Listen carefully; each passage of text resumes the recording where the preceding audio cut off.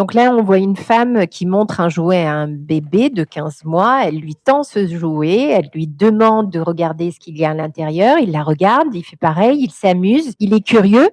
On sent qu'il y a de la connexion. La connexion est vraiment là. Là, elle lui demande de regarder s'il y a quelque chose à l'intérieur. Il comprend, il réagit, il sourit parce qu'il a justement trouvé ce quelque chose, ce petit jouet vert, et il la regarde pour échanger avec elle. Très gentiment, elle lui demande de récupérer la boîte, il la lui donne et il la regarde très attentivement parce qu'elle reste étrangère et il la suit du regard. Là, elle continue de jouer avec lui. Elle a sorti un collier de perles. Il la regarde très attentivement. Elle attire son attention. Et là, d'un coup, il entend une porte s'ouvrir. Il est très surpris. Il tourne la tête. Une autre femme entre et elle lui demande si elle peut s'asseoir pour lire son magazine.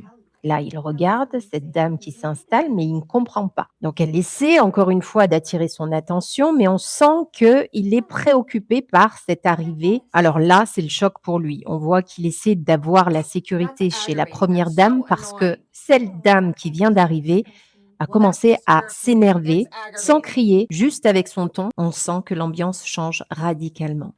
L'enfant est très inquiet. La première dame redonne le jouet à l'enfant, elle essaie de l'attirer. On voit que le regard du bébé est très, très, très inquiet. Il essaie de reprendre le jeu, il va chercher la sécurité chez cette première dame. Là, on voit clairement qu'il met beaucoup de temps à retrouver la sécurité qu'il avait. Il est figé, paniqué, bloqué, presque paralysé. Il n'a pas réagi. La première dame donc récupère les jouets et là, il dirige son regard vers la dame. Là, il la voit se lever et partir et il la suit du regard. Il ne comprend toujours pas.